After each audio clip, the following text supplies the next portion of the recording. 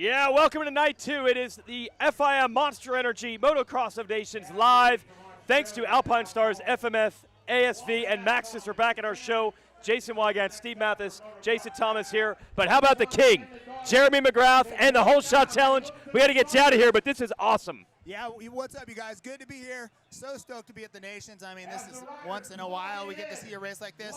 We are doing the holeshot challenge right over here. We got Reed against Tedesco. You can hear it behind us. We got a great group of guys. Should be fun. We have not done it in front of a crowd like this, so it's pretty exciting. This is something cool. You've done this at a couple of races now, MC. Listen, you were a great starter. There's no doubt about it. Yeah. And I don't know who did this bracket, but you're going against Jeff Emig in the first round. Another great starter. Well, that's what I'm saying. Yeah. If it's your contest, couldn't you rig it to do somebody worse than Jeff Emig? Well, I mean, what am I going to do? I'm going to pick RC? I mean, Yeah. well, I don't know. Well, we just saw Reed take Tedesco down. Yeah. We're trying to go error correct here. Okay, right? A little fair. bit. We got Reed Tedesco round 1, RV and RC round 2, Bradshaw Stanton round 3, and you and Emig round 4. Yeah, exactly. So hopefully I can get through that. We're doing best 2 out of 3. It's double elimination. If I don't win 2 races out of 3, I'm on the trailer. It's your contest. Yeah, my game, my rules. I better do well, right? Yeah, there you go. You got to go? No, I'm going to be leaving right now, but you guys make sure you tune in, check it out. Thanks. Oh, yeah, we got the drone coverage. Thanks, I MC. hope I don't see you guys very soon. Yeah, that's right. It means he's still in it. This is one of the coolest innovations, and he has done this at a bunch of other events. I saw it at King of the Hammers, the off-road trucks and off-road bikes, but they threw this together. We're lucky that they got legends in it tonight. But they'll pull randoms out of the crowd at some of the other events. We were saying before you got here, Weege, you think this will get competitive at all? You think? It probably already is. You think? Oh, well, listen, I've already hung out with RV today. He's upset. He says Jeremy's bike's Prado's bike, and it's lowered. Yeah, they got a and factory that. bike allegedly from McGrath. And RV saying yeah, it's a whole thing. Think how far we've come. These guys, a lot of these guys didn't like each other at one point in time. Jeremy and Jeff really didn't like each other. We've come so far in the last 25 years. We're going to unwind all of that here tonight. And we're seeing a screen right now. So it looks like Reedy won the first 2, so he advances to round 2 against Ivan Tedesco. So there we go. There's the first winner of the night, Chad Reed. Okay. Who was on this show last night. That's RC. Who was That's that? RC. RC and RV. Bradshaw? Somebody took RC there. RV's, no, that is, okay. Well, maybe the brackets are not right. Hey, man. Hey, man. Oh, thanks, buddy. We Appreciate literally it. have just fans coming up on stage. I don't even know. Yeah. All right, there we go. Hey, we're doing a show. Hey, I appreciate that. Yes. So anyway, the McGrath holeshot challenge. Thanks to Monster Energy actually for putting that together. Great way to keep the crowd entertained. You got Rocket Rob Bitus hyping the crowd up behind us.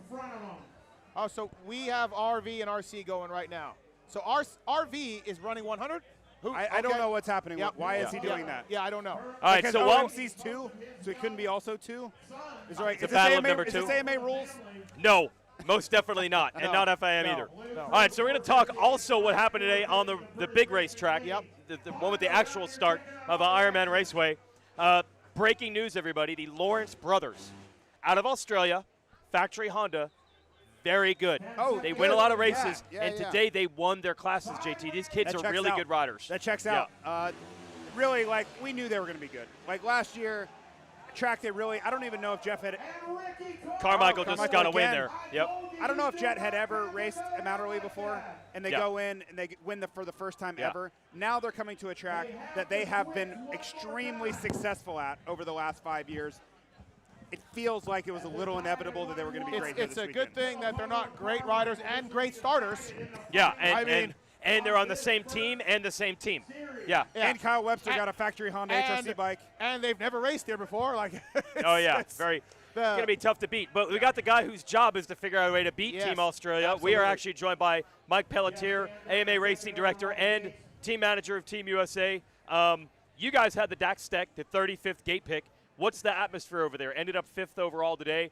Dejected, confident. Where are we at? Confident, for sure. Confident. Yeah, 5th's a lot better than 35th, right? Okay. So we're going to take those wins and go in, and those boys rode really hard and really great. And It's hard starting 35th on that gate. It's somewhat even depending where you're talking, but Yep. you know, like we saw in RJ at the end, you can also pinch off pretty quick. So. Yeah, what was the strategy there? We saw Eli go outside, and we've seen starts pulled outside, but then RJ went inside. What was the strategy talk with that? We really wanted to try to beat him up that inside on that open class, and we just got pinched at the end. But I think he came from near the back to P13 like half a lap in. He was just on a dog mission. But because there was inside gates open for Eli. There was. But Yeah, there's 3 open. We kept him outside. That's where we wanted to go. Yeah, okay. And Justin Cooper just absolutely yanked it from out there, too. Yep. He did. So we're watching MXGP qualifying race highlights. Tomac started next to last. We watched him out of the gate. Jet Lawrence, Ken Roczen got out front early. Did I hear that Tomac's whole shot device came up early? It did. Popped as soon as he let the clutch out, it came off, and it threw him off. But he salvaged what he could, came back to 9s. It was a great ride, that group. Yeah, and you could see it immediately as soon as he didn't get the jump. Ruben Fernandez cut across. Yeah. That was it. Like, as far as like Eli's chances of running at the front effectively were over when Ruben Fernandez cut across that front tire. That's the difficulty of the bad gate pick, right? You're subject to one little thing going wrong. Your race is going to be effectively a lot harder. Yeah, there's Tomac working his way forward. You see, he's the number 4 this weekend as the MXGP rider. JT, you call these MXGP races all the time. That class specifically is really fun to watch. Jet 1, Roczen 2nd, but there's so much talent in there. Well, that MXGP class is stacked. World champions everywhere, and it's really every country's best. That's what you're getting. So it is a really difficult ask, and that's what I was so worried about Eli Tomac, because in a normal race, had he been in MX Open with a bad start, he can move forward a la RJ.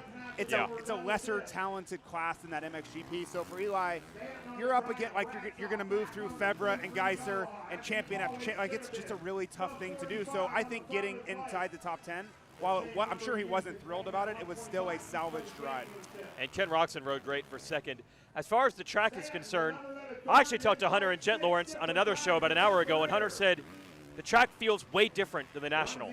Either it's other riders and the lines they create, or the prep, or the weather.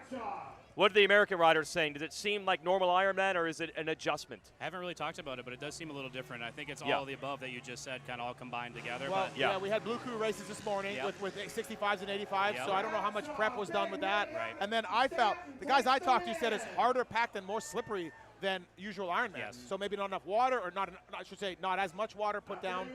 It did seem different from people I talked to. I heard RJ mention this in a couple interviews, that they haven't had really any rain here anytime recently. Yeah. So they're trying to add moisture into it. Instead of coming in with a pretty fertile, wet, moisturized dirt they have now, they're chasing it. And once you're chasing, it's really hard to get in front of it. Mike Peltier, a question for you too. How's the new truck? You guys got a different truck for MXDN? How's that thing? Yeah, it's pretty awesome. We got donated for us, so they're willing to donate for here and France for us next year, which is awesome. It's got its own office. We've been reviewing footage, bringing the guys in there, a little quiet space. Instead of their own trucks, just getting that unity in one truck to go everything together, and it's been fantastic. Yeah, it looks pretty good. We were joking in the press conference yesterday. A heck of a 2 weeks for the team manager of Team USA. Take us through this whole process of filling 2 of the 3 spots. Man, it's hard. You know, you lose one guy, you don't want to, especially this close to the race, but 2 guys going down, unfortunately, for Chase and Hayden. And Hayden gave it the best shot he could. He rode up as late as he could, and he just couldn't do it.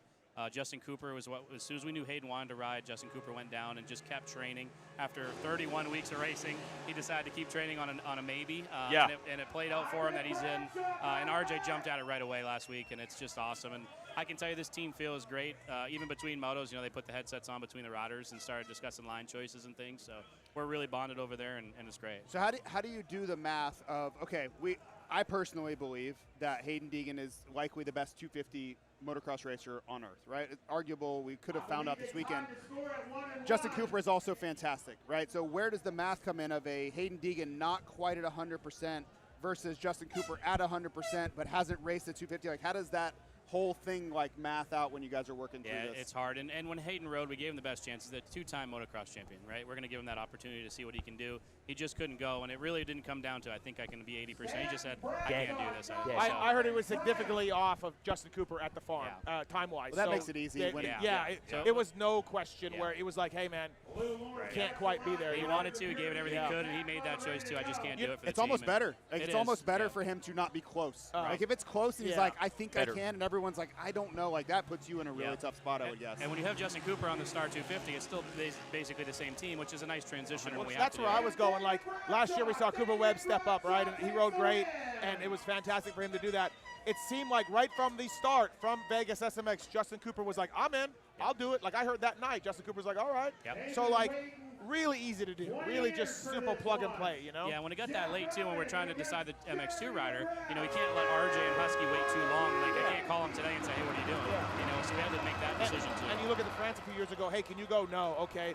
We need 3 more days. Can you go? No. We need 3 more days. Like, imagine if that had been a race in France, right? Logistically, oh my gosh. Being home, thankful it was home, for sure. We're watching MX2 qualifying race highlights here. So we'll get to the Justin Cooper thing here. So Sasha Kunin doing what he usually does, getting out front early. Simon Langenfelder was also up there. They kind of dropped him a bit. Kaida Wolf moved up and Cooper to third. JT, I really feel like maybe Justin Cooper for Team USA might have had the best performance because he looked like the 250 was fine. Yeah, he looked great, and I really think that Kaida Wolf kind of woke him up. Yeah. I think in the first few laps he was trying to figure things out, like their muscle memory, hasn't raced the 250 in a long time, certainly hasn't raced these guys, maybe ever. Yeah. And I think when Kaida Wolf kind of got aggressive with him, he's like, all right, I got to go here. Like, I need to get with the program, and you saw him really respond, which was encouraging because it seemed like it started coming back to him pretty quickly. I mean, he's ridden the 250, 3 days, you know? So to get back there that quickly and be in the fight with the best MX2 guys, I thought was very encouraging on day one. Yeah, did he seem to be in an adjustment period, Mike, or is it like, nah, I'm pretty much where I want to be on this bike? Honestly, it didn't seem like it today. We tried different things in free practice and all of those, but he seemed comfortable from the get-go on the days he was down there and showed up, and he's quiet, he's ready to rip, and he showed it today what he's got. Do you know if you're making any bike changes to the 3 guys after today? Anything where they came in and like, hey, I got to do anything? Nothing major. Because I know there's a fork change for Cooper this morning, right? Yep. A fork change in qualifying, so nothing major at the conversation tonight. And we're going to study a lot of footage tonight and try to pick those inside-outside gates. And kind of a unique start too, and at Ironman, so it's going to be interesting. Well, I think when people see that MXGP style start, which is that tight 180 right-hander, a lot of tracks, it's inside dominant. But we saw Tomac pull 2 hole shots here in August from the outside. And talking to some of the inner working folks on your team, they're like, no, outside gates, because of that berm they built up, that might end up being the place to go. Yeah, and when we saw 35th, none of us really panicked, right? Because it kind of plays into that favor. That choice is when you start seeing 1 or 2 or 3 gates left on the inside, that's the choice like we tried to make with RJ, but those wanted to go outside like Eli and Justin Cooper, and it worked. So overall, Mike Pelletier, man, you're happy with the team's performance today? Like, very happy. Is it as expected, better than expected? I think as expected. As expected, honestly, okay. I know they're going to rip it, and they're going to keep doing that tomorrow, and I know they're going to come in swinging, and it's going to be good. So an interesting question, and you may not know, maybe you haven't had this conversation yet, but you know, the way this race is structured, you're going to have to make choices about who gets what gate. This track is not inside dominant for the start, right? Where normally it's like, who's getting the gate, who's getting that inside gate, and it's so powerful. Here, I think the math changes a little bit, where Eli may be like, I kind of want to be a little bit outside anyway, so maybe give it to Jacob, which he maybe goes in the middle. Don't you think because you're 5th pick, you have the option of being like, hey, where are the other guys going? If they put their MX2 guy on the inside. But they're not, that's what I'm saying. Like, I don't think they're going to go inside anyway. Like, I think the middle is kind of where you want to be. Well, so it's more of like, who do you want to give the middle? Pick, depending on who gets first pick for other countries is how I would react. Like, and being 5th pick is almost nice because you're like, okay, who's going here? Maybe you'll say differently, but to me, that's what I would do. Yeah, and it's hard because sometimes when you get down there, then you see who's lining up where, right? And you don't know until that point. So we got all the footage of the starts. We're going to dissect that overnight, and we're going to sit with the team tomorrow and kind of come up with that best decision. But to your point, we saw guys, you know, in some of the GPs, they start lining up in order down the start line. 100%. You don't see that here. You got guys going by the box. You got guys going inside. They're all over the place. I was kind of thinking it sets up nicely for Eli because, and not that we're talking about Team Australia, but Hunter falls in this game. They like to drift outside on the start.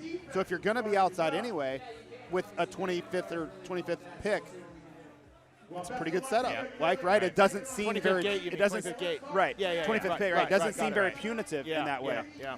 Speaking of starts, McGrath eliminating Emig in the whole shot challenge. Got him. All right. So Emig's parked, and we'll see what the next matchup is. Maybe we'll get we should have been keeping track and marking this. We should have been marking the winners, but we know. Okay. We have Reed, RC. Oh, RC1? Oh, it just Bradshaw mentally you did it. And McGrath. Okay, very good. Yeah. Good. Well done, JT. True professional. JT, I thought, to me, obviously there were some standouts, but Lucas Kunin, Yeah. I mean, he fell twice within 100 feet, and he But this is what he's been doing. He looked. I mean, we knew he would be good, but to me, I'm like, that guy can run with Jet. Not beat him, but that guy can run with Jet. I think. Like, he was impressive. I mean, the first moto of the final GP, he won by 20 seconds. Yeah. Right. Like that kid is the real deal. Now, whether he can beat Jet or not, that's going to be a question we ask. I just say every run rider. with him. I'm just saying run with him. Right. But I think if anybody was wondering, like, but is he really that guy? Like today's performance coming from a first turn crash through the pack, passing Eli the way he did, like. Yeah, he's going to be in America sometime and do a lot of damage. My knee hurt watching that crash. Though. Holy smokes! Oh wow, jeez.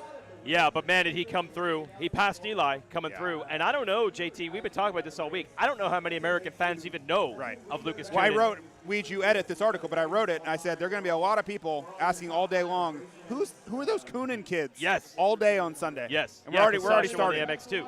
And that's the thing. I think everybody's like, how do you solve Australia? But you really don't know who you're going to be battling in this race. Right. It's not just Australia. I can tell you that. Just like we saw Eli coming through, those classes are stacked. Yeah. Like it's tough, man. You know? Yeah.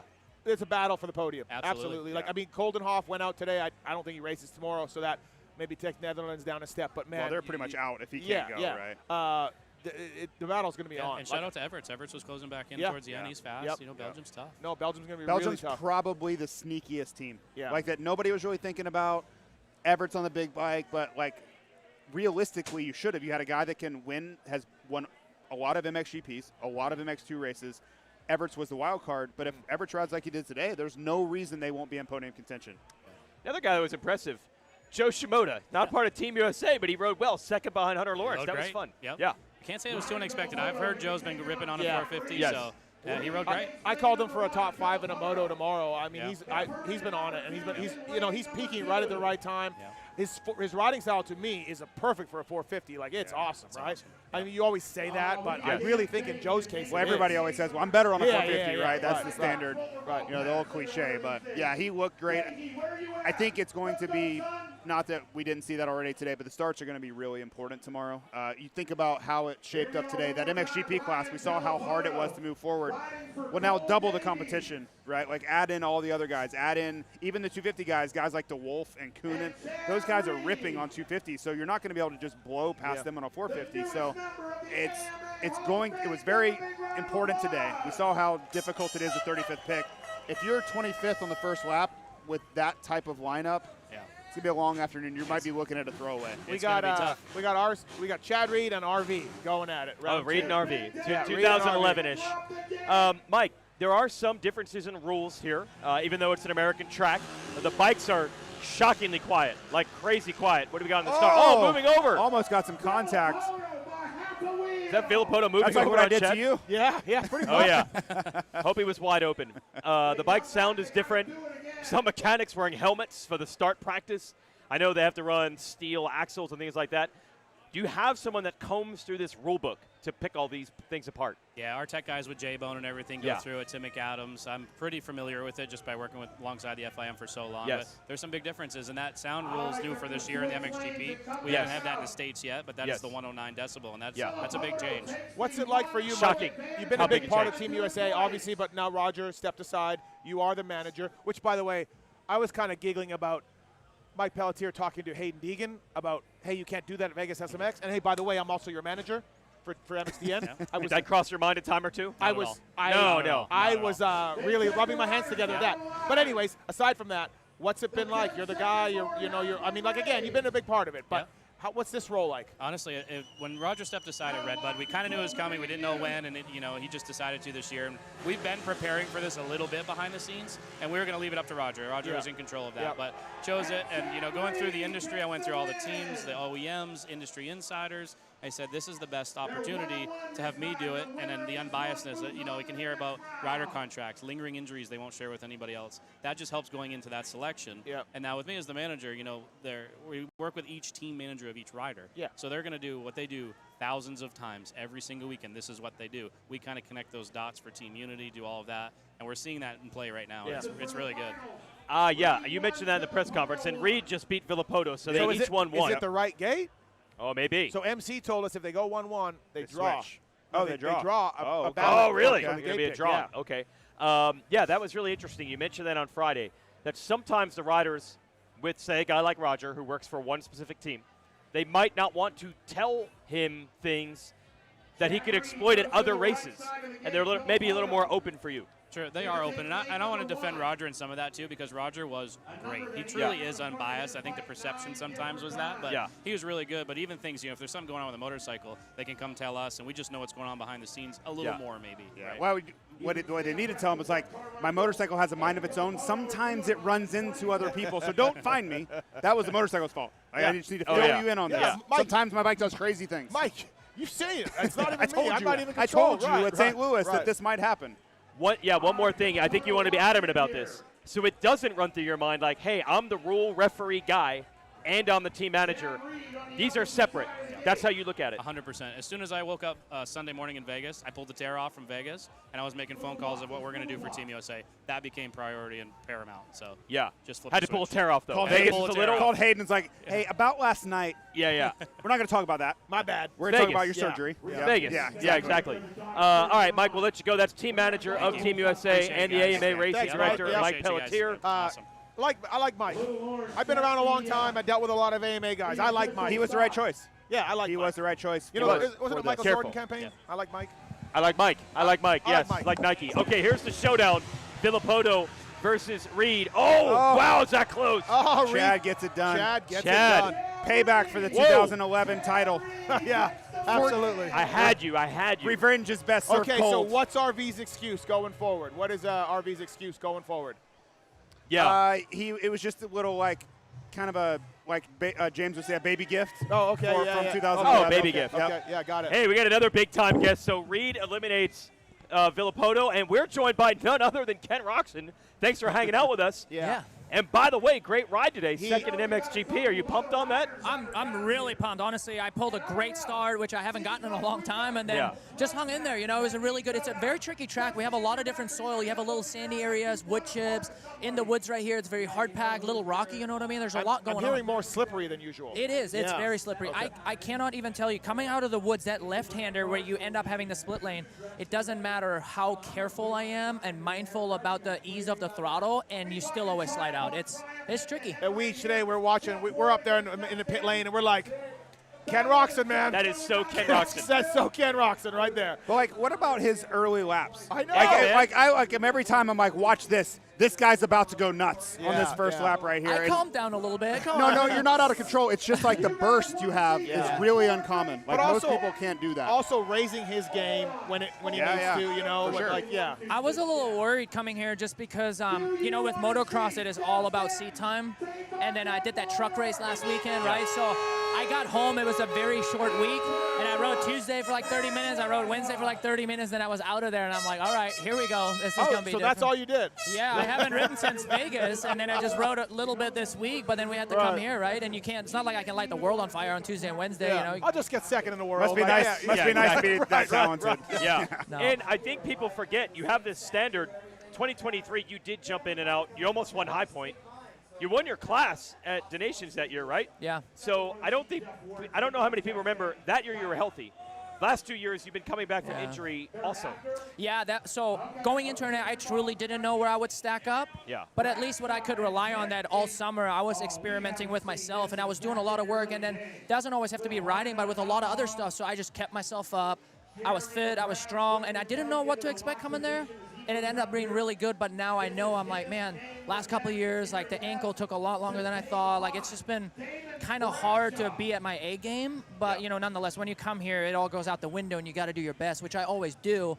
But now, like for the future, like I'm hoping that next year I'm staying healthy, but then I know a lot more what I can bank on when I am healthy. Not necessarily racing, like I don't have to race all summer, but then at least I can come here and be like, okay, I had seat time, I did motos, I kind of just know my body better in that environment.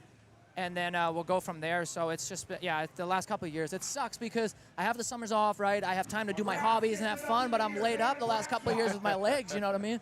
So it's been a little bit annoying that way, but I guess that's how it goes. Not a lot of surfing? Not a lot of surfing going on? No, I stepped on the board a few weeks ago, like once I was able to again, but other than that, no, like I haven't really done any of my hobbies. He's probably like the face of Suzuki motorcycling globally at this point, right? Like MotoGP gone. He's, of course, the face of Suzuki Motocross. Like, you're the guy. Suzuki Motorcycling, this is the guy. Yellow Magic. Yellow Magic. Yellow Magic. Yeah. I knew it was coming. But we're getting excited because we've heard about the Japanese coming to visit, hanging around. Does that get you excited? No, absolutely, it Yeah. does. And they were here during SMX, which I didn't do any testing because I was in between races. I like my bike. I just left it the way it is. There's, testing coming up, but we had to kind of get through SMX and like all this stuff going on, destinations. It's been a really busy time the last 5 weeks. And then once we're past that, and of course I'm racing some WSX, but there is going to be, some more testing going on with stuff. But it's just, it hasn't been the time yet to really throw that in. I really need a chunk of time of being home. I need to step up my game when it comes to training still. Like there's a couple of levels I want to go up, but for me to be able to do that, I have to be home, do my thing, kind of get miserable, get tired, keep going. There's just a certain way to go about it, and I haven't had that time lately due to racing. So I got some stuff up in the plans, but I kind of like winging it too a little bit. There's So, just with Suzuki coming back, if there's one area on your motorcycle that you could say, like, this would make me, and obviously not specifics, but, like, this would take me to a better place come January, where do you feel like you could be better on with the motorcycle? Well, we are always doing a little bit of clutch stuff. Like, I think coming to the team, that was the biggest thing we were working on. I did most clutch testing because I'm like, man, something ain't right. So it was that, figuring it out. Obviously, the electric start, we can talk about it over and over, but that's a big deal. But I also tread carefully because anytime you bolt something on, it does get heavier. There's more swinging and motion going on. So I have to see, but I think we have some links in the works for suspension. Yep. Because right now, for the last 3 years, I've been on stock linkage at all times, you know what I mean? So I haven't really had anything to try and improve that. Optionality, Yeah, exactly. So you do your testing with it. That's also a good thing, just because, when you have all these parts to go through, it can get very confusing and it's tough, right? So it's a good and a bad thing. But now we have some more links, and obviously with REP. You got Kyle Chisholm testing through some stuff. You got Chiz working on some stuff. So Yeah, exactly. So the electric start, and then overall, I just, power is always a thing. Like, I was actually very shocked. A couple of years ago, I put a stock motor in there, and I was expecting it to be kind of close to what I had, just Not close. Oh my God. No, not not close. Because, I don't know, some other brands, like what I know from the past, the stock bikes have gotten so fast, so then make it faster, and then tuning it right with mapping is sometimes what you need in your pocket, and we're a little bit maxed out with our stuff, you know what I mean? So I would like maybe a little bit different power sometimes. There's so many ways to go about it. Yeah, move it around a little bit, do some mapping stuff. So I think it's a little bit of, not everything, but kind of, we're still testing clutch stuff. And I assume you came with two 30-minute sessions. I'm sure you came into this with sort of a Unadilla base, whatever you race with. all of it. Okay, did you change anything today, like after qualifying? Like, what'd you do? Or? No, so I just went a little stiffer. It was a little bit busy, a little bit soft, kind of spongy. So it kind of, I couldn't really pinpoint exactly where I'm going exiting turns. So we're trying. I told him I don't want ride a different motorcycle, but I just need to beef it up a tiny bit. And then if crap hits the fan, like, I'll go back to base and just deal with it. Right. But I want to at least try and give it a chance. But I assume it worked for the race. Yeah. It worked fine. It when it's like that and it's busy and springy, it does beat you up a little bit more. So I think I have more in the tank, actually. I just need a tiny little bit of help. So we had a game plan. We made a change. I'll try it in practice. I don't want to overthink it. But if I'm, like, really uncomfortable, I'm like, man, I need to just go back, then I'll just go back and deal with that. You mentioned the clutch. What is it? Starts? Is it something you feel coming in and out of corners? I think most fans would be like, how could the clutch make that big of a difference? There's a million things to try with a clutch. Really? 100%. Give me an idea of a part of the track where that affects you. I mean, the biggest thing is obviously starts, yes. But also in the beginning stages, I just had this kind of clutch slippage going on that kept me from, I'm like, this thing is slipping. I have a brand new everything, but it was slipping, and I'm like, it can't, like, I get hung up in whoops, like, I come hammering in there, and by the end of it, I'm like way slower, like, so that was a big thing. And then, basically consistency on the start, like, there's just still some things every now and then that are inconsistent, but I honestly had that problem on I think the Suzuki actually lately, it's probably the most consistent I've gotten it, but no matter what team I was at, the clutch was something that I feel like is the most inconsistent. We had a super cool, at Yamaha when I was there, we had a super cool little top hat with a screw in it, and you can change your release point, by moving the rod in and out, and that's something the riders would jack with a lot. Yeah. Just on different soil, change the release point, Yeah, and you got to say, too, before coming back to Suzuki, I was on hydraulic clutch then for a long time, right? So I feel like they're more finicky with bleeding it, and, you have air in it, and just like, I don't know, I wasn't really keen on it. And I do think that the cable clutch for me, I've gotten used to it, but you know, with the little clutch arm on the bottom, like there can be little inconsistencies, and when you have a leverage difference like that, it just makes a massive difference on the pole. You got plates wearing, you got a heat, you got the cable wearing, you got everything, aluminum wearing, all of it. You know, there's a different way with clutch plates. Like there's so many setups you can do, and certain things work good on the track, but they're not good on the start. You don't want it to be mushy on the start, but you can't have it be notchy and like very on-off. You know what I mean? So there's just so time-consuming. You know. Going to the race today, Spies, Langenfelder, what'd they say to you? What you guys debrief about? What'd they say? So me and Simon, we were actually watching the last race together in my bus. I mean, he was pretty solid, right? There's definitely still stuff to learn. With Max, because I've been busy, I haven't talked to him, but he's struggling with, he has some kind of, I guess, infection. I had like an opening or a wound or something, and it kind of like, he struggles with that a little bit, but I haven't actually talked to him after the race. Hopefully tomorrow he'll feel better. He'll have one day under his belt, you know what I mean? I think things come a little bit more naturally tomorrow, so I'm sure we're going to do a little briefing in the morning and just, you know, make sure everybody's good on the same page. Right. Saw some grudge races back here. Stanton called out Tedesco. Battle of the Triumph. Stanton putting Tedesco down. I saw that. What? Yeah. What? Took him 6 down. times. Giving him some years. 7 times now. He's 60 years old. I mean, he's a lot older than Tedesco. Yes. But getting it done. And now McGrath is called out, I think, Is that our RC. So I think McGrath wants RC. Are we, Kenny, you want to do this? You want to jump in? We'll get you a Suzuki. You better get that clutch dial. I mean, I don't know. I had a good start today. I'm going to leave it at that. Leave it at that. I'm going to go to sleep with that. yeah. This could be a dumb question. It's not the first time I've asked dumb questions, but you're behind Jet Lawrence, and he's the best rider in the world, I think, anyways.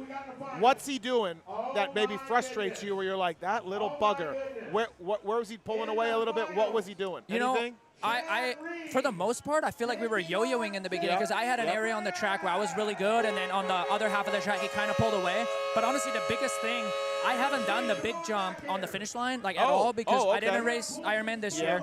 Last year I was on a 250, so I haven't done that at all. So once I knew that I had to do it and I wanted to. I didn't know you weren't doing that. Okay, you should be doing that. So I did. In the race I did. So I was behind him, and then I saw the first lap. I think we all kind of got swirly out of the turn. He didn't do it, and I'm like, I'm going to stay on this because if he goes, I'm going. Yeah. And I ended up doing it, and it was fine, but it was a lot bigger than I thought because you take off on a takeoff that's pretty tall, and the landing is way down. So I'm up in the air, and I look down, and I'm like, holy smokes, this thing's way bigger than I thought it was going to be. It's big. It looks big. Yeah. And once you do it, because honestly, we hit kind of like the inside middle rut, you kind of case the double, and then from then on, it's kind of just wide open and like a little pull on it. So it ended up being really easy. But, I mean, it's kind of everything that we have, at least for me. Okay, Wow. That's the thing. Like, you guys are all close to it. We've seen moto after moto where you or Eli or Hunter even are right on his wheel. So it's not like you're seeing anything that you're like, wow, I can't believe that. No, I actually, one of the things was that I could end up doing, but like all these little triples up here, he was kind of tripling, hitting the rut, but I also saw that he was making mistakes, and for me, they're very blind jumps, right? So I'm like, I'm just going to double and single. It's a more consistent, safer bet, so I ended up doing that. I also saw him doubling, and I see that in the national Doubling across the corner. Doubling across the corner, but I'm like, it's also very blind. And he almost crashed a couple times. Yeah, he kind of jumped into the berm right there. So I'm like, I'm mindful of that too. So I'm like, I feel like I could pull it off if I wanted to, but I just didn't in practice. I'm going to check out the angle again because I don't want to take off thinking I'm turning enough and I'm not.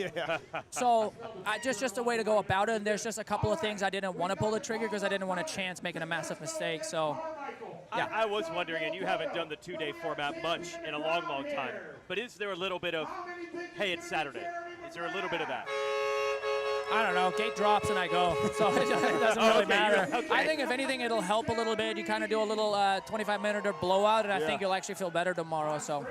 I asked Kenny about the SMX series. He's like, I don't know. I just go where they tell me to, and I race. Yeah, that was hilarious. Yeah. So I'm like, okay, all right. Times have changed. Like now, seriously, I want to go race, and then I want to go home. So it's like I don't think about it. I don't know. Tell me where to go. Do I make money? Okay, I'll be there. Yeah, pretty much. Sometimes it's good to keep it simple. Yeah.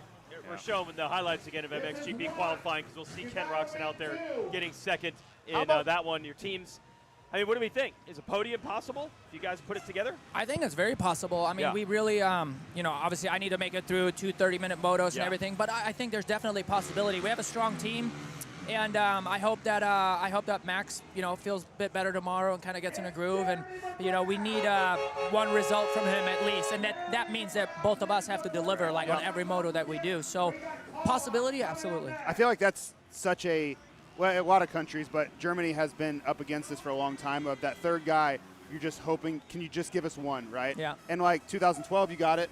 Marcus Schiffer really stepped up that day. But there are so many teams in that category. We have these two world-class race-winning caliber guys, and the third guy, he's great in his own right. Just going up against the likes of Geiser and Kunin and Jet and everybody was like, well, I can't beat any of them. Yeah. So you're just hoping, can you give us like an 11th?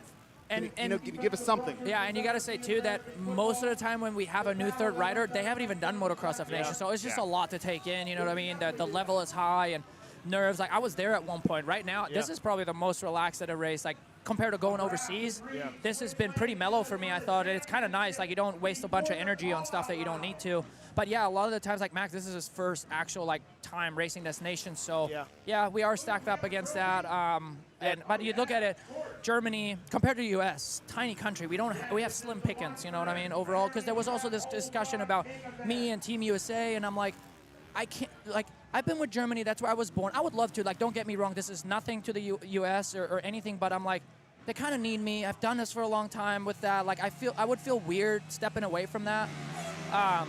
But yeah. To your point, JT, I heard through the grapevine, not on the same level, but Team Canada, my country, 2 new younger riders, and I heard they were a mess. Yeah. Do you know what I mean? Drinking through a fire hose at this thing, man. It is just overwhelming, and they got to get used to it. But yes, I heard and then, that. you know, I don't know how many years. Did they say 9 years or something? I know I skipped a few. But I've done this so much, and I've done a lot of high-caliber races to where, like, you just learn how to deal with it better, you know what I mean? You just need Max Nagel to just find it in himself. Oh, I asked 40-year-old Max Nagel. I asked Kenny about Nagel. He's battling something, but I think if he fixes it, we can get him back. I mean, he raced last year. Okay, yeah. But that was a brutal track last year, though, too. Like, the ruts, the downhill, like, for anybody that's... It looked terrible, honestly, guys. As a rider, I was like, I would never want to ride this track Landing in ever. the ruts. The step downs, the big step downs in the ruts, dude, even myself, I'm like, you got to be kidding me. Like, this is not good. And you had rain on your goggles probably the whole time. Yeah, England, I mean, what do you expect? Yeah, exactly. So it was actually McGrath called out Chad Reed, and I think they're 1-1. Okay. So they got a grudge. But who third won the whole showdown. thing? I don't know. Okay, it's just anarchy, man. Okay, now we're just calling people I out. want to see this bracket and who wins over here. But we just So when those guys BSing with it, is there money on the line? Or No, are they trophy. No, but does it MC need said to be? there's a trophy and none of them need any money. That's what he said. I mean, So- I guess I get that. Good to hear. Yeah. I mean, does it matter? Are they going to turn too serious anyway? Right, yeah, exactly. Right. Immediately. But it could be $5. You just put Something. I don't think McGrath has been beaten. So if anyone's really? going to Okay. win, if there is a winner, it might be MC because I haven't seen anyone beat him yet. As I said, RV's very upset about the bike, and There's a rumor that is a full factory Kawasaki. Just a rumor. Well, it'd be the only time that bike won this year. Proving it's fast. Are they all doing starts on the same bike? Are they each? No, whatever bike they brought. So Oh, I think okay. a lot of stock bikes. McGrath might have a hot rod there. But you know what? so- He's McGrath. Let him do it. Yeah, it's fine. It's his event. He's the king. All right, let's watch this. McGrath versus Chad Reed. Oh, good jump for Chad. Good jump for. Oh, but look at the Wait a Cowie. minute. Oh, that's Blue a Crew. good photo Got Blue finish. Crew. Yeah, Blue Crew. We got Chad it. got it? Yep. That bike's a little used to fading at the So end. that's actually Chad's own bike. They drove it from Club MX to here. Yeah. Well, we have a hot rumor that bike, the Cowie, used to have number 70 on it. Yes, yeah, for sure. Oh. All right, they said that is Reed with the win, and that was the final That's bracket. it. Chad Reed is the champion. Well, here you're going with grudge matches and calling people out. Now we have a winner. So somehow they were calling people out, grudge matches, but then also still had They the needed a bracket filler. going. They needed a filler. Yeah. So Chad Reed is the champion of the Jeremy McGrath holeshot Ting Challenge. That's kind of nuts that Jeremy is still ripping stars like that. Yeah, this is kind of a neat deal. He's done it at a few events already, and it seems like it's really packed. That's right, his with thing people. now, Yeah. huh? Yeah. We need Michael Lessie here. Oh, no. Oh, wow. Oh. Yeah. We need Michael Lessie here. Can you imagine the work number he one would put in? plate. Number one plate, Michael Lessie. Oh, yeah. Jersey Yep. on backwards. Honestly, I think Mike would win. Oh, I guarantee you Yes, he would win. Like, honestly. I'm not kidding. Phenomenal. Yeah. Probably the best starter of all time. Kenny, we'll let you go. I know you got a race tomorrow. Yeah. Kind of important. So can I just say, they told us, hey, Roczen might come tonight. And I'm like, No there's shot. no way No Kenny's shot. coming. Well, I got asked yesterday, right? Yeah. And then I'm like, okay, no worries. But then the parade, it took a couple hours, Yeah. and then it was late, and I'm like, man, can we do it tomorrow? Yeah. I didn't think you were showing the night. So And then thank today you. you're like, man, I should have done it last night. Oh, yeah, Hey, sure. I'm able to surprise you guys every now and then. I respect it. We appreciate it. Yeah, Yeah. thank Good you. job today. It was fantastic. Yep. Good luck tomorrow. That's Ken Roczen. We'll be back. Ready to take a commercial break. Thanks, Thanks, man. sir. Thank you. Yep.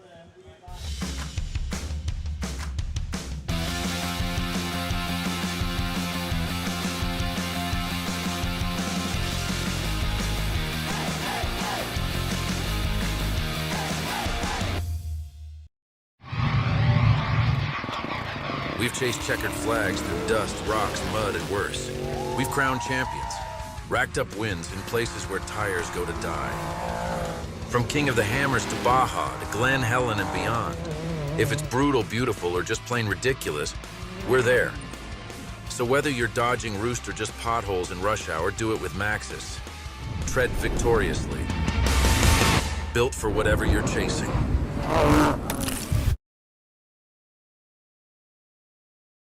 What do we got? 8:30, right? We need our sound. Hey, we're back. Looks like Chad Reed is celebrating the win in the Jeremy McGrath holeshot challenge. We're going to try to get Chad and a bunch of these legends who just did starts. Well done up there.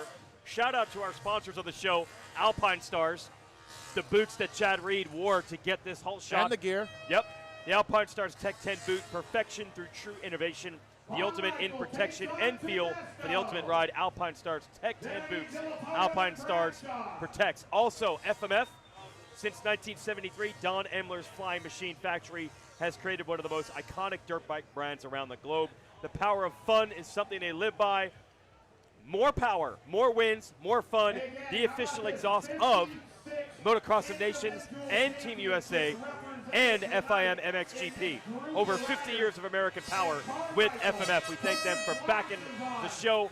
And Maxxis tires, developed by who? Steve Jeremy Matthes? McGrath. Jeremy McGrath. He has him on that bike right now. Not bad. I mean, he got second, but that's still pretty darn good. I mean, Jeremy's given up about 10, 15 years, I'd say, on Chad Reed. They've chased checkered flags through dirt, rocks, and mud. They've crowned champions. They've racked up wins in places where tires go to die. From King of the Hammers, where McGrath hangs out, to Baja, his trophy truck, his short cars truck, and beyond. It's brutal, it's beautiful, or just plain ridiculous. That's where you'll find Maxxis. So whether you're dodging roost or just potholes at rush hour, do it with Maxxis. Tread Great mountain bike tires, too. Yeah, Great you swear by the mountain bike tires. Yeah, they're really swear good. by the mountain bike tires. And ASV, they've got the unbreakable levers. We talked about that with Jeff Emig yesterday. We got a couple of these fans on bikes to try to do the whole shot challenge. They might need those. Yeah, They put might the need levers those. on.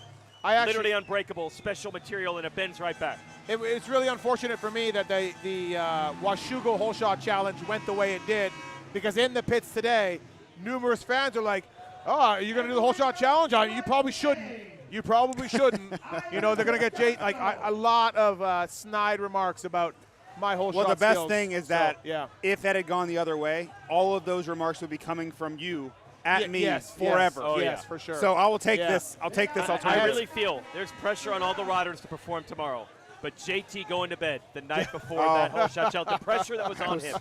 Very nervous. Yes. And I had some Aussies yelling at me, 78%, give it a little more. Yeah, and they actually. Yeah, and I'm just like, thanks, guys. Thanks a lot, man. Yeah, You they guys- actually called it out 78%. Yeah. Thank you, Lars. Right. I feel like you guys started this whole shot challenge. Maybe. Yes. I don't know. I think it was done before, actually, to be honest. but- McGrath had done it. Yeah, yes. I think so. But a little different. But I want to thank all the fans for giving me the crappy remarks about Yes. doing this. And This is that really is- cool, though. that is part of what makes this event what it is. And I think even the three of us respect that. And then if you're Jenner Hunt Lawrence or Eli Tomac, there's a lot of fans that come here that don't go to these races every weekend in America. So when the race is held here, I think all of us realize there are a lot of fans that are not just here to watch the three motos tomorrow. They want to get up close. They want to get an autograph, a selfie, whatever it is. We do our part. But especially when you throw Jet, Eli, Joe Shimoda, Ken Roczen in the mix, there's a lot more than just racing going on here. Yeah, this is a weekend event. I mean, Yeah. from the jump, there has been a lot of other things going on. Like that parade last night downtown Crawfordsville was one of the wildest things I've ever seen. So I think we're not even into Sunday yet. This event is already a success, period. It's already a success. Who we got here? RC just That's RC taking Jeff Stanton to task. Wow. And that's Triumph on Triumph, so that's equal equipment. RC versus Stanton, love it.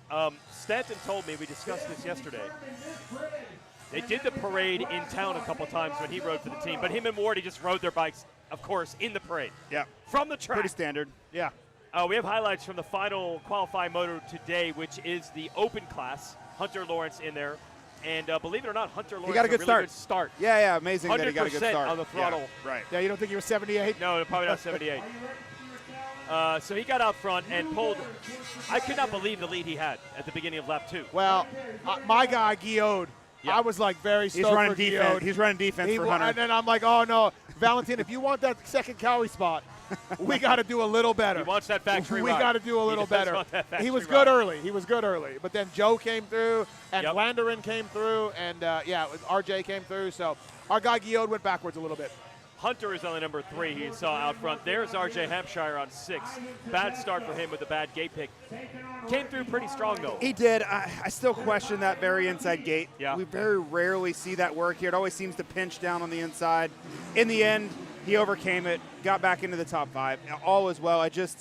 I worry, like, if that comes up again tomorrow in any way, I don't think that inside's going to work. But all in all, great ride from RJ.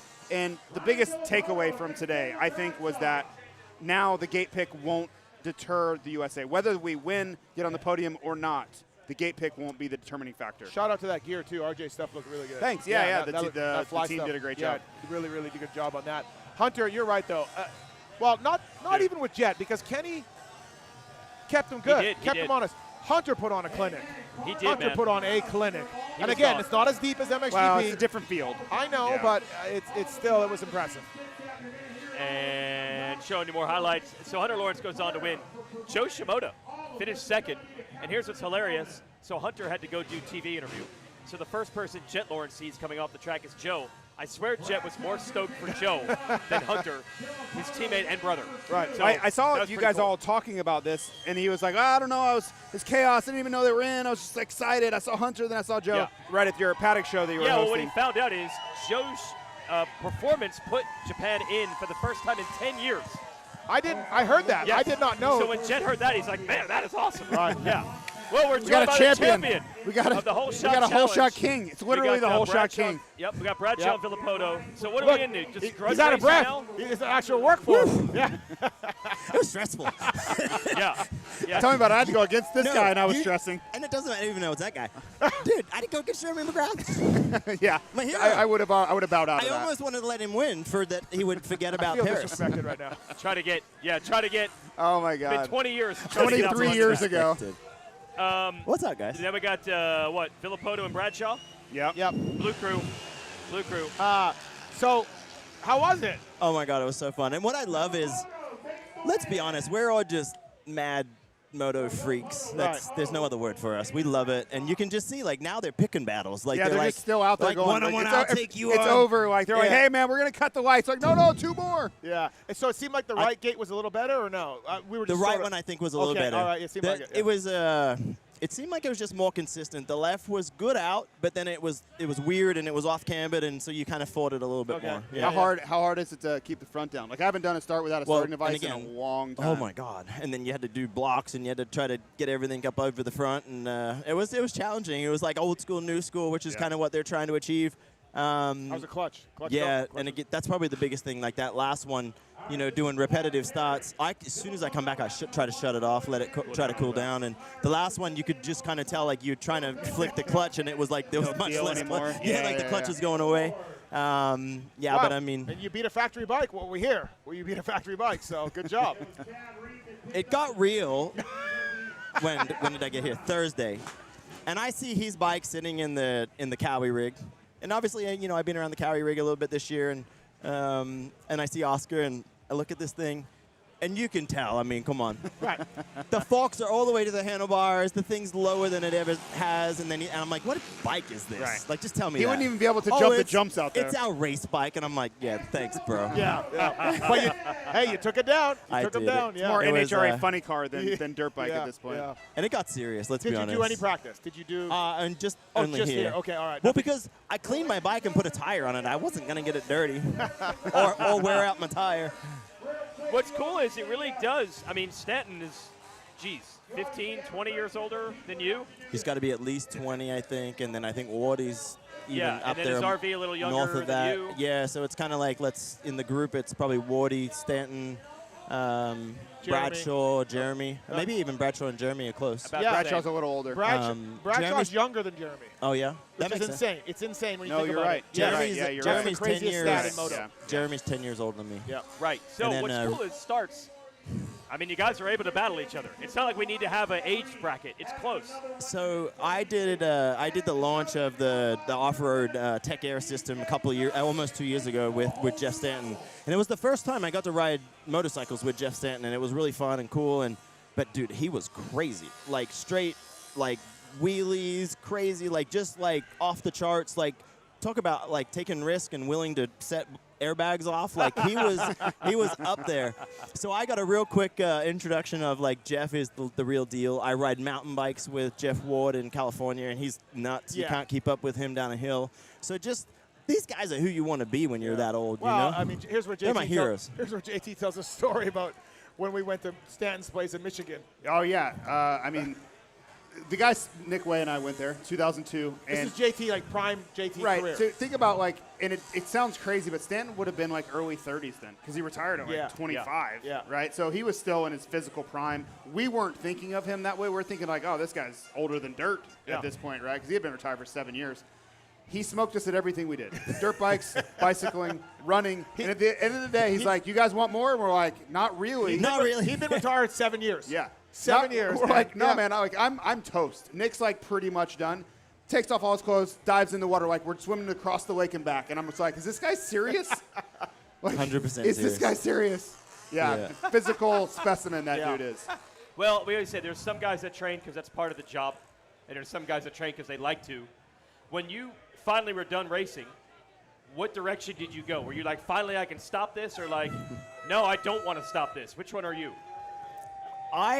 For me, it's really hard. I hate it, if I'm honest. Okay. Like, I hate going to the gym and saying, I'm going to go to the gym, I'm going to work out. But if somebody, like, if I jumped on and, like, I would sign up for the travel and the training schedule tomorrow because I enjoy doing it, but I hate thinking about doing it. Like, going and doing it on my own and making up my own schedule, I'm going to do this, this, and this, it's like, God, shoot me now. Like, imagine trying to, that like, part's not fun. Imagine living your life But needing to work around his schedule when there is no schedule. Yeah. Right? That just means Right, I was in a perpetual waiting zone at all times we're every day. He sounds like my wife. Having the same problem. Yeah. We got Stanton over here. Chad, congratulations. Oh, thank you. The champion of the Holeshot Challenge. Let's Have give it fun. up for Chad Reed. Chad Reed, taking everybody. everyone down. Oh, yeah. Also, multi-time Motocross of Nations winner. Yeah, but Yeah, also sorry about whole that. We shot had him king. on last night. We Right. talked about it for a while. Yeah. Don't worry, we covered it. We Moto need to do wins. this more often.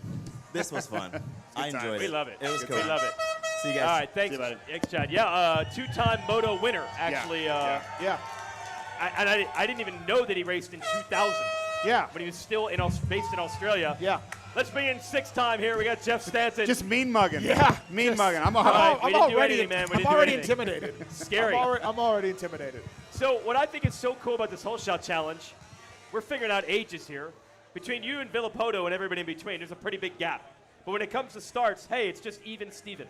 Technique, we don't forget it. Yeah. You know, you just re-enter it a little bit this past week. I mean, I did a bunch of starts. I'm not going to lie. So you just all right. you familiarize. Shocking that he came in prepared. Familiarize yourself, and you got to be in the ballpark. But listen, you're not going to beat Jeremy and Chad at their own game. Okay, they set their bikes up for this. There we go. There's no rocket science there. We got our ass kicked, but listen, this is it's all fun. Everybody had a great time. It was cool, and we took bone stock bikes out of there. They were smoking like the big dog, but we made it work. We put on a show. That's what we're here for. You guys have fun watching the Holeshot Challenge? Oh yeah. Cheap Heat. We had a few talking to destinations yesterday with a bunch of riders. RJ was one of them. Wardy was one of them, and we talked about you. And in 1990, you had to do what you had to do to get that win. And this is something that Wardy was talking about. You do what you do. Absolutely. I did it 2 years in a row. We were at the parade last night, and I was standing beside Roy Jansen, and we did parades back then. Yeah. And it was, dude, if you weren't at the parade was epic. It was awesome. They hit it out of the park. They hit it out of the park with the parade. Yeah. But Roy Jansen and I was talking about that. They put on the board in 1990 on the last lap, take this guy out. Okay?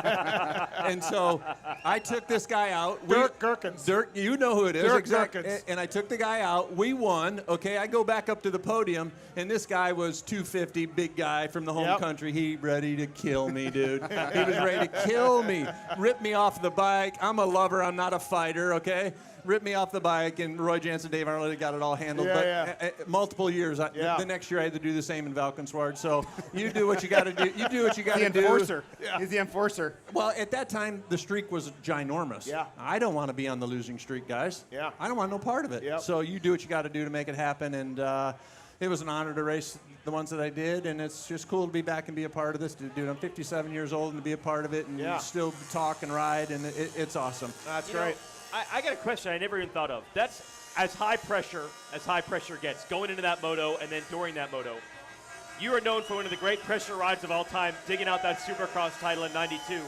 Did the Nation stuff help you in other races here? Because I can't imagine any pressure manages to match that. Dude, there's a ton of pressure. You know, when you're going into that last race and you're behind and they got everything calculated and then you wad it up in the first turn and you start last, there's pressure.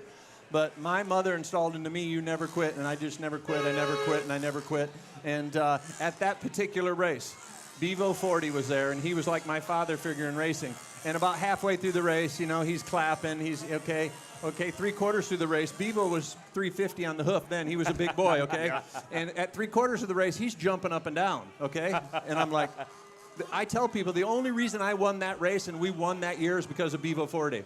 3/4 of the race, he's standing on the track, he's jumping up and down, and now he's starting to point, okay? Bevo and I did everything together. We were best friends. And the last lap, Bevo's like, and I knew what that meant. Okay? Yeah. I knew that this elbow had to hit that guy in the chin. Oh, my gosh. You know what I'm saying? Yeah. Back somewhere quietly. Yeah. And so we came over the finish line. I was in front of him. The place didn't go nuts. The place went crazy because I came around first. But it was those are the races that you'll never forget, and they're special to you. And that's why we do it. You did Valkenswaard, you did Sweden, then you did Germany. Was there one favorite for you? My favorite one was Germany. Okay, the first because one? I was there with Wardy. And I always looked up to Wardy. He did it 7 of them. I mean, come on. And honestly, David Thorpe was an idol because he's a multi-champion there. And I had to race in him, and I was all nervous, and I was at 250. And I was just unstoppable that day. I went 1-1, won everything, and we won. We won before even the last moto. Everybody won, and so that one meant the most to me. It was my first one, and I had idols and racing with Wardy. And were you looking for a awesome. 7th gear on that track? I mean, holy smokes, dude! It was asphalt hard. I rode hard pack tracks, absolutely terrible. But that day the bike was awesome. I was awesome, and so that one's really cool. But Valkenswaard, the last one I did was awesome. So. Awesome. All right, we're going to take commercial. Thanks, Jeff Stanton, for stopping by. JT, we're going to let you go as well. Absolutely, He's got work to do tomorrow. Always awesome to have Jeff Stanton, who's become He's a legend. Mascot for the sport, man. Always a great time. Buy a Triumph, everybody. Buy a Triumph. Jeff Stanton, everybody. We'll be right back.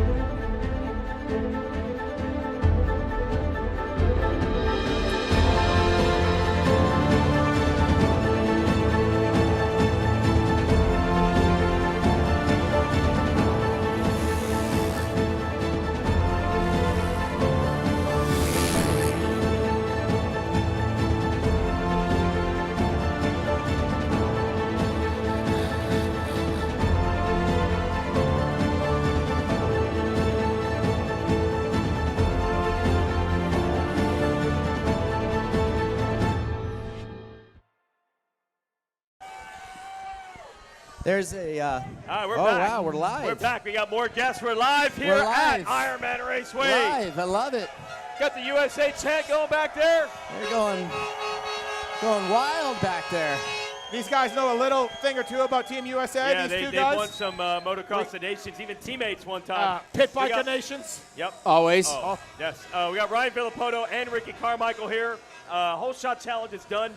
We'll talk Nations in a second, but how was the whole shot challenge? No, it was a lot of fun. It was cheap fun. I call it, risk-free, still competitive. But I think, look at the fan reaction. Yeah, man. Fan reaction was incredible. Did you practice? None. Okay, all right. No. I love your program Dude. now. You run stock bikes, no practice. Stock is best. Okay. Dude, yeah.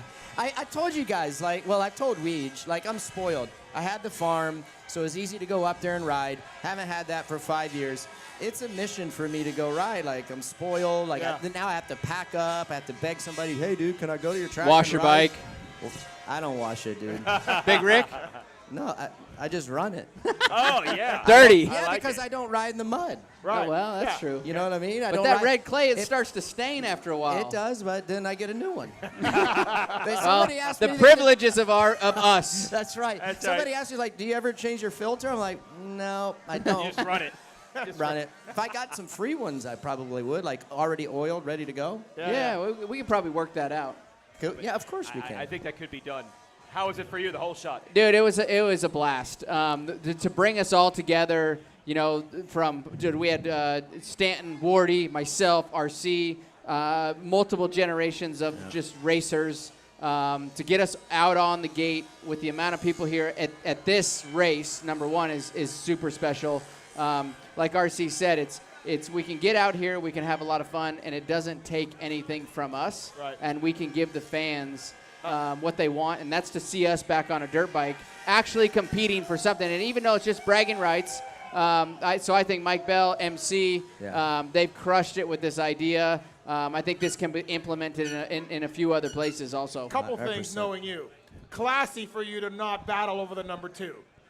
Well, actually, yeah, I showed up and my bike had Cole Davies' number on it. Oh, okay, so all right. I was hoping it was a star bike, but it was I was like, oh, RV took the high road. He gave it to the king. We didn't even talk about it. Okay. I had no problem going up against MC with the twos, the two deuces. All right. No problem at all. All right. And second thing, by the way, I called. Blue Crew won. Blue Crew won. But I did call MC back in the day. Randy Lawrence's mechanic story goes, so he goes, hey, you got to call MC if you want to run his number. So I called MC back in the day. I think I was like, shit, man. I think I was 17 years old. I was like, hey, man, is it cool if I run number 2? And he goes, it's cool if you run number 2. Okay. And I believe Coop did the same thing, if I remember correctly, with me. So, it's kind of that respect thing. You didn't even take Coop's call. You just red buttoned him, probably. Nah. Yeah, well, busy, maybe. Could have been. Maybe. Now we can talk to Nations. And these American fans, a lot of them are probably there. That 07 Budds Creek was all time, and you guys were teammates, so that was a heck of an experience, and really one of your last races ever. Yeah, it was my last professional race, I believe. So just special. You think about being able to race MXoN on home turf, and then to be the team captain of these guys, it was cool. RV really flew the flag there. Red Dog did a great job as well. There it is. He gets a plug. Honestly, I was hanging on by a thread. I was sick, as you know, and so I was doing the best that I could. I was the weak link that weekend, but it was so cool to see all of the fans like you just talked about, and it's just special, this race. I mean, the pride that is on the line, and you helped bring it back a little bit. There was some disinterest from Team USA.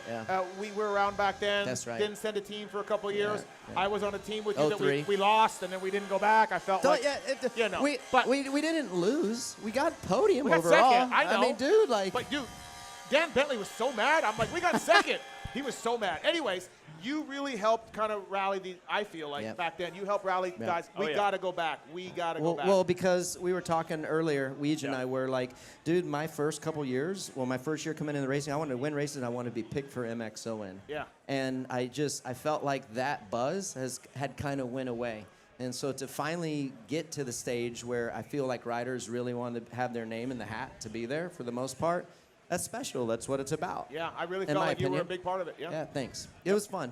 And RV, for you, I mean, the 07. 07's like insane. People, I'm with you a lot. And it's just like, dude, Budds, like, you're like, yeah, all right, let's talk about it. But, like, that is really all your accomplishments, all your rides, amazing.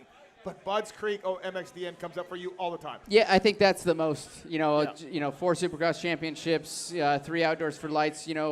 That is the race that comes up the most. And I think, not to plug Yamaha, but we do a great job at it. Just to say, this Blue Crew race that's happening here, like RC said, you brought it up of like, we have to breed it into the younger generation what this race means and how special it is to be picked in the future to go here. So Yamaha does a great job with the 65, 85, and 125, and that's where it starts. right? So I have 9-year-old boys, and it's like, hey, Motocross of Nations is the spot. It is the biggest. Yeah, Supercross Championship's great, and that's what pays the bills. But to be selected to come here, it's very, very special, and to get outside of the country to go race, which I think, no offense, but like we're doing a good job today, but it's awesome to go outside of the U.S. and race, and we have the, it's a tough battle outside. I think we have the home field advantage at this point here this weekend, and I love the atmosphere that this race brings. Yeah. And we talked to Jeff Stanton about pressure. When you first went in 06, that was your first year? 06, yep. Were you almost like oblivious to that? Were you almost so young that you didn't notice that, or did you feel that first time? Okay, so perfect example. I had heard about Motocross of Nations, but I wasn't taught what it was and what it means to go and to support the United States of America and carry the flag and be that guy. But I do now. I'm 37 years old, and it means a ton, and it carries so much weight. And this race goes down in history every single year, regardless of who wins it. And every team tries to win this race, and everybody needs a little bit of lady luck at this race. It never goes smooth, no matter how you slice it and what team you're on. And I feel like the riders from other countries ride better at this particular event. It brings the best out in everybody. Right. That's right. It really does. Meaning a guy that in the MXGPs at maybe 5th every week, and they'll go out and win a race at MXoN, and you're like, how in the hell is this happening? Yes. Right? But it's like RV's point, it's just that special. We had Chad Reed with us last night, and I said, look, winning a Supercross title or a motocross title must be awesome feeling and all of that. But me as a guy who's gone to a bunch of them and used to race or whatever at a crappy level, I can't think of anything cooler than winning a moto at the Motocross of Nations and being like, yeah, man, everyone is best in the world here, and I just whooped ass. I think as a rider, that must be an amazing feeling to win a moto or go 1-1 or all of that stuff at the Motocross of Nations. It's special, but I think for my experience, Steve, I feel like standing on the podium with your team was more special than the moto. Because I really felt like it was at the end of my years, it was all about the team. Right. And like I said, a little bit of lady luck. Yeah. It takes. We each of us have 2 motos, right? Yeah. And that's the biggest thing. And I've been in situations where it's crunch time, and maybe we don't have those 2 motos and rely on the very last moto from one of us. So it's very tough, and that's what I love about bringing the AM situation into this. Is we're breeding that love for the country here, and that's never been done before. Outside of Buzz, St. Jean Angeli, maybe your next favorite? I think so. Yeah, St. John's probably you and Ryan Dungey and Buzz every one of them are super special. To be invited, number one, like RC said, I want to be invited to that race. Did you win every time? I've gone 4 in a row. Here we go. You had to ask him. Yeah. Well, I'm just saying. I mean, if they hadn't won in Redbud in 2022, he'd still be on the last team that won. And he would have been telling us about it, too. Yep. Yes. And he won Pit Bike Nations 2 years as well, Team USA. Yeah. Well, it happens sometimes. Hey, I show up for the country, and I know RC did, and Timmy did, and everybody that is here this weekend, they're showing up for their country, along with everybody that's been in the past. Like, this race means a ton for everybody. How, looking off today, the Australian brothers, they're good riders. How does USA beat them? Hey, man, I think that we need a little bit of that lady luck. We know that Eli has the steam underneath the hood. Jay Coop rode well, and RJ. It comes down to having those motos come together and click. But it's going to be tough regardless. I don't care if you have going in the best team, period. You make one little mistake. Yeah. It could become a problem in the end. They're going to have to do everything right and need a little bit of luck. Everything right. Yeah. The Australians are tough. It's just that tight. We're going to let you guys go. That's Ryan Villopoto, Ricky Carmichael. Let's you guys hear are the these best. guys. What do you guys think? Woo! Yes. There we go. I got a little great job. Thanks for doing the whole shot challenge as well. We got a little GoPro track preview we're going to show you here. This is Jeremy Seaver, who is nice enough to go that. Thanks, RC. Thanks, RV. Title 24, everybody. One of the better podcasts out there. One of the better ones. It's a lot of competition. Track preview. I'm going to bring in Jeff Emig a little early here. And so this is what the Ironman track is like. Now, what surprised me is the riders saying it feels a lot different than even the Ironman National, which wasn't even that long ago. Hunter Lawrence saying it's probably different riders who ride it differently. Steve, you mentioned Blue Crew Invitational with the 65s, 85s, and 125s out there. And then also the weather's a little different. It's hot today, shockingly hot, but it was ungodly hot when we were here in August. So that makes a big difference in the track prep too. So a lot of the riders, yeah, it is really fast. A little bit shallower. So we got Jeff Emig and Jeremy McGrath joining us here. There we go. What's up, you guys? Woo! First round, Jeff Emig, Jeremy McGrath. Here we go. Yeah, straight away, Right just away. straight into it. Yeah. Yep. Yeah. You guys are doing a documentary together now. You got that coming out. You got the whole shot challenge. Have you seen the clips yet of the doc? I haven't. No. Oh, so Yeah, we've got the banger of all banger documentaries called Moto 90s coming out probably beginning of the year. It is, yeah, it's something what we've collected. Jeremy and I partnered on it. Is there much Club Rubber stories? What happens at Club Rubber stays at Club Rubber. Never mind. So we dive deep into our rivalry back in the 90s and the competition that we had. We both were brutally honest about each other and sort of where we were at then. And we have got just the most amazing content and I can't wait. color that's going to bring people back to the 90s. And we think we got Which something special. we know everyone loves the 90s, right? Yeah. Come on! Yeah. 90s are their time right now. We gave each other a real good license to go like, hey, let's tell it like it was. So we have some good stuff coming. Adam and the crew are doing a great job. We got a lot of great interviews, so thank you to everyone who's been an interviewee for that. I mean, we have a lot of footage. So the we're digging back on the archives of all the fun races we had. It's really about the meat of our rivalry. From 93 up to 99, whatever it was. Yeah. But yeah, we're having a blast with that. So it's good to be here tonight. These fans are rowdy. How was the whole shot challenge? We're gonna make all these current riders so jealous that they didn't race in the 90s because we had a good time back then. What were you riding in the whole shot challenge? What were you So I was on my 350 MUN Racing Husqvarna. Yeah. Right, so yeah, you need another about halfway down the track, he'd shift one more gear, and it was like, each time, That Cowie power, Oh, here we go. Hey, Reedy just said the same thing about the Yamaha. Come on. Hey, Fro. Yeah. He's an ASV athlete. You guys want some swag? Jeff Emig's going to throw it out to the crowd from ASV. Oh, shit. We got the unbreakable lever. He's supposed to be unbreakable. Thanks for ASV for backing the show. Yeah.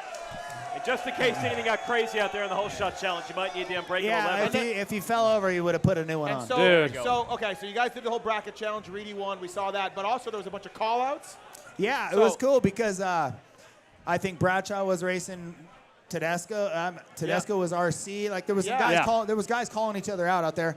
I had just finished, so I was watching some of the motos. But I think that the idea behind this thing is get all of our heroes to be able to race each other, have some fun, have the fans experience this stuff again. We all ride dirt bikes. We all still love dirt bikes, right? But do we want to go race the Supercross? No, we don't. Maybe we think we can, but the actual reality, we cannot. No. So I was like, no. So this is a great way to get us out here, get the adrenaline going. When this thing started taking off, I don't know about you, but my heart was starting to come up. I was like, all right, I'm back in the game here. I mean, think about the competitive nature that every one of us is like just instinctively built in. And it's like nobody wants to lose, right? Everybody wants to do their best. Next thing you know, everybody shows up. Their front end's lowered. The forks are pulled all the way up as far as they could go. Like I got Big Dan over at MUN Racing checking tire pressure. He's like setting the bike up for the start, right? But I was on a little disadvantage with the 350, but. Shocker, it got competitive. Exactly, right? Can't believe it. Hey, I'm up here earlier, and Matthes is like, dude, why are you setting yourself up with Emig in the first round? He's a great starter. I was like, why'd I do that? I'm like, you're going to go against a guy who whole shot everything on Yamahas and everything? He rode a YZ125 and he would whole shot. Yeah, well, and what was cool, too, we couldn't get it connected to the PA system here, but we had Cardo systems on all of our helmets, so they were recording all of our conversations for most of the night. Yep. So you could there was some sort of other? interface that we didn't get done, but what we wanted to do was have the Cardo systems to where we were all talking to each other, and that would be going through the PA. So thank you, Cardo systems, for hooking that up. You guys want to hear a crazy stat? Yeah. There was 56 championships between those 8 guys. Yeah. 56. Yeah. We'll get a couple more in. Steve. We're not even counting the race wins. 56 championships. That could be 1,000. That's pretty legit right there. That was a good group. We want to bring Tedesco in. Steve, I'm going to take your spot and bring in a guy who's won a couple titles as well, and 3-time, I believe, member of Team USA. Let's bring in 3 times. Tedesco. Ivan Tedesco. Let's hear it for Hot Ivan Sauce, Tedesco. everybody. Thanks, Steve. Yes. And I think a little underrated on the Motocross of Nations side, because IT, you had a couple times where you had to step in. Wasn't there one time you got the call like you were barely even racing that summer? I think you were hurt. And RC then got hurt, and next thing you know, you're on a plane. Yeah, that was 06 in England, and yeah, I didn't ride outdoors because I blew out my shoulder, and I was actually at the last outdoor at Glen Helen watching, and Ricky went down, hurt his shoulder, and DeCoster came up to me and asked, hey, can you race Des Nations in 2 weeks? And I said, yeah. But on the way home, driving home, I'm like, man, what did I get myself into? Yeah. Hey, we were just talking about it because I was at the event watching. Yeah. Dude, I don't think anybody's had as much arm pump ever as he did that day. We was like, dude, I couldn't even feel the grips. But we pulled it off. Yeah, and that's what it takes. You just got to, sometimes you got to have that one score, dig deep, just get a good start and one good score to help the team if you need to. Yeah, so how did you actually feel in those motos? I mean, I hole shot my first moto and led it for about 20 minutes. And then, like he taken said, the arm pump settled in, and, man, I could barely hold on. I think I ended up, I don't even know, 5th or 6th in that moto, which wasn't bad for my situation. But, no, I've had good experiences here at Des Nations. I've gone 3 times. We've won all 3 times. And, yeah, Team USA. Team USA. Go Team USA. Didn't you get taken out once? Wasn't there a second moto where a guy took you out? Yeah, so that was my last time going in 09 in Italy. It went down to the final moto. I got taken out by an Italian rider, and I was way back, buried in like the 20s, and charged back. And Dungy, Weimer, and myself, we won. There you go. That's so but they got sick. aggressive. So they got sick. aggressive. Yeah, they're going good now. What's unfortunate for you guys, the race didn't come back to America for like the longest time. There was like literally a 20-year gap. So, Eddie, you stepped up and you raced it a ton. You won on 2 teams, I think, right? Yeah, I was 2 times. The first time I went was 93, and, that was my rookie season on big bike. Yeah. And I think I got the popular vote, really, is what it was, because I won the Supercross title, but I had no business racing an outdoor track at that time. I was still trying to figure that stuff out. And we went to Austria, where a track was like just off cameras and, really fast. Yeah, not and your stuff. I was fish out of water. But like Jeff just said, I was able to put together one moto that could help the team, and luckily the team did well, and we won the race. Yeah, that pressure, we talked about it with Stanton, I talked about it with RC. You've been in pressure moments, you've been in a ton, even against each other, but what was that pressure like? Oh, I was so scared, to be honest, because I knew before I even left, I'm like, I have no business on this team. I was really nervous about it, and I think even in '93 I raced 125s outdoor. Yeah. So it was an outdoor race. I had never even rode a 250 outdoor. Yeah, and the track only had a 20-rider starting gate, so I was on the 125, so I was second row. Did you start behind Kudrowski in the last race? Yes, but we had a good spot. Remember, we were on the inside. Yeah, at we least, were but not bad. Second row start. So yeah. So you just smoked on the 125. yeah, Just getting hammered I was the whole certainly time. I was certainly the weak link on that one, and to get away with a win, I was like, woo. Kudrowski rode his ass off in the final race and got a saved us. score that, like, literally, there were so many times where, a lap or 2 to go, you need one more pass, and you just find a way to make it happen, and that was one of those races. And me, that day I was on the 125, so I'm done racing for the day. I'm watching. So you just got your fingers crossed, like, come on, Mike, one more. Yeah. You were in that spot in 05. Yep. I've talked to a lot of fans, international fans, and they really look at that 05 one as like the return of Team USA. They've been on and off years, not winning, not even going. So that experience, I think, really launched a whole nother win streak, and you were on that squad. Yeah, because we didn't go after 9/11. We didn't go until 05, and Wyndham, Carmichael, and myself were on the team. I was the 250 rider, and my first moto, I got the job done. I was top 250, and then second moto, me and Tortelli got into a mean battle, started smashing each other. Really? And I went in for the kill to just like end it, and I took him out. But when he fell, his leg went in between like my tire and the swing arm, and it jammed. Like his leg got stuck in my bike. We were sitting there trying to pull his leg out of my bike. I mean, we were buried by that point. I think I got 30th that moto, and I thought I blew it for the team, but luckily. Carmichael and Wyndham got the job done the final moto, and we won the overall. So same thing as what Jeff was saying. You were just sitting there, there was nothing he could do. All you could do was watch. Yeah, he was still in the pits trying to get Tortelli's foot out of his swing arm. Dude, because it got that gnarly? It just got that gnarly. Well, it just escalated. Like, hey, dude, these guys slam your ass. Yeah. They do. Oh, yeah. Yeah. I mean, for the win, we're going to do what it takes. Yeah. Do what it takes. There's one, 2000, Langston and Pastrana had not raced each other yet, but everybody's building up this drama. They started hitting each other in the qualifying race for no reason. Oh, yeah. They're just on a straightaway, and they just turn. Yeah. And I'm like, so, yeah, you're saying the aggression actually comes up at this race. Oh, yeah, and especially like in the 90s for Jeremy and I, there was very much of USA against the world. It was almost like, there wasn't a lot of European riders that were riding here, and it was Team USA had won. My first year, we had won 12 in a row, right? Yeah. Or no, 11 in a row. You were going for 12. And then 12, and then 13, and they were like, they don't care who wins as long as the Americans don't win. Yes. That was the vibe, Yeah, right? that was definitely the vibe. Yeah, I mean, during the streak, it was like you said, there wasn't a lot of guys from there racing over here at the time, so it wasn't this mixed thing. It was more U.S. guys, and when we showed up, we were certainly the enemy. So, yeah, and to win that long, people were like, dude, we got to do whatever it takes. And so there was some smashing going on. Yeah. Had a little easier at 96. We talked to Jeff about that last night. 96, a little less pressure on you guys? Yeah, I think 96, I was feeling a lot better outdoor at least.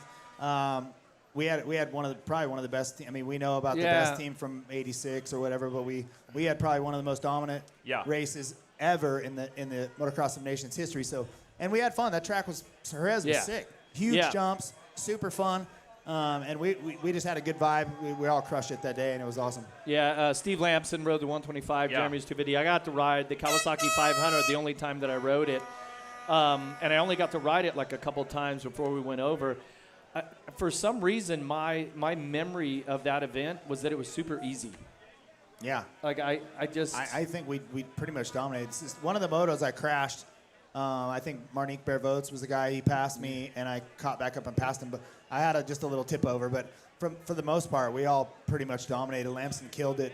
Jeff killed it. And I had a couple moto wins, so it was good. Yeah, and it's crazy just to be like, oh, yeah, it was kind of easy. Yeah, I know. Winning.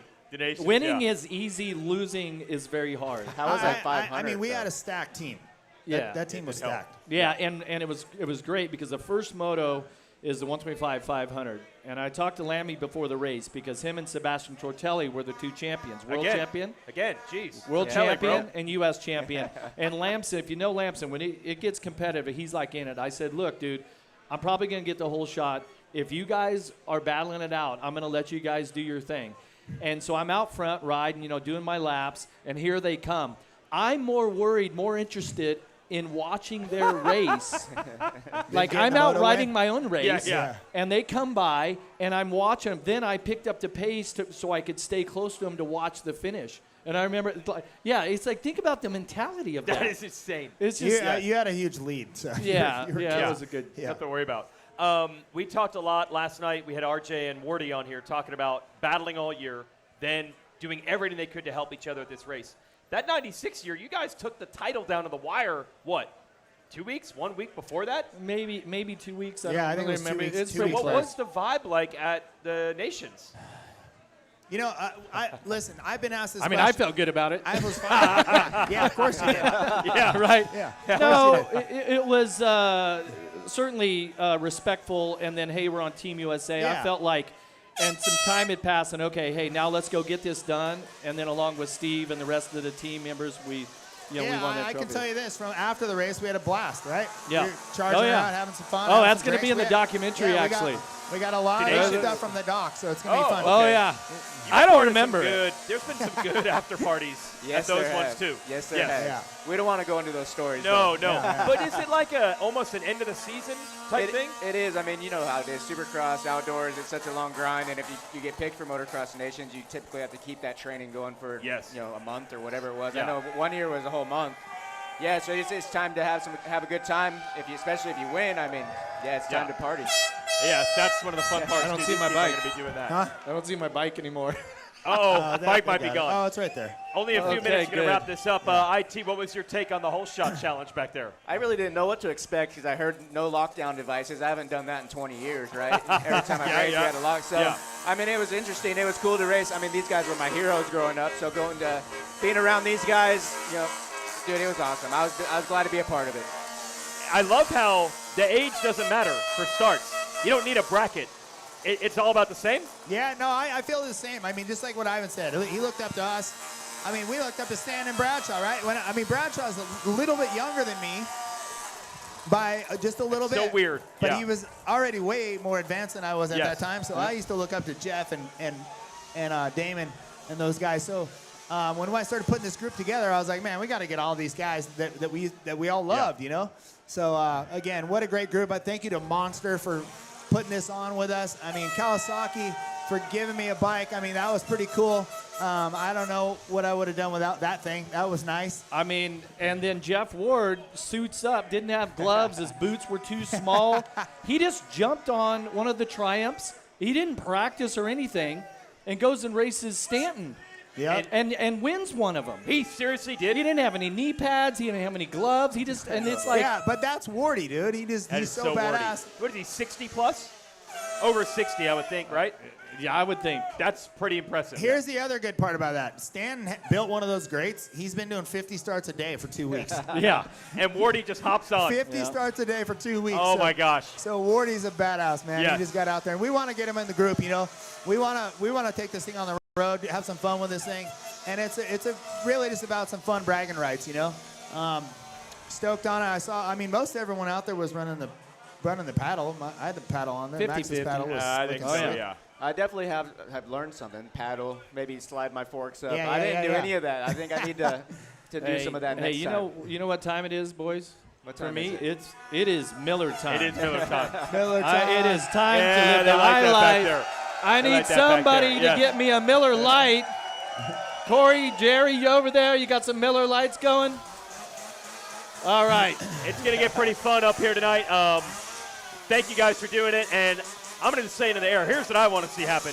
At one of these SMX playoff races or a Supercross, I want to say in the broadcast, it's halftime between the motos. I want to have the Jeremy McGrath holeshot challenge as part of the show with these fans at a race. I want to say it on the air. So we put some pressure on people. Hey, look. Now we're going to have to start goal. testing That's again. the goal, yeah. We're going to all show up with drag bikes. And Oh, stuff. yeah. It would turn into that, right? No, we're going to have to put some rules on it eventually because that's what's going to happen. These guys are way too competitive to not change their bikes a little bit more than we did tonight. Again, but just stoked that MX Sports, you know, the whole crew around here really gave us a lot of leg room to get this thing going. I would like to thank my crew over there for helping us out. Yep. Big Scotty Bell for busting that gate every night. But yeah, we had a good time. We're going to get this thing on the road, and I want to see the same thing, Jace. Let's see this thing in Supercross. And Let's do it. Let's see some of us against Jet Lawrence. Let's see some of us against some of the top guys right now. So Why not? Why not? All right. Thanks to Thank Jeremy you, guys. McGrath, Ivan Tedesco, Jeff Emig. It really is Miller time for Jeff Emig. Thanks. We got the drone shot. I want to thank our sponsors, Alpine Stars, FMF, ASV Levers, and Max's Tires. Oh, you even got a And Miller. Monster Energy for helping put on the whole shot challenge back there. It has been really fun coming to you live both nights. Thanks to the boys at Vurbmoto for putting this whole thing together on the backside to make sure it worked.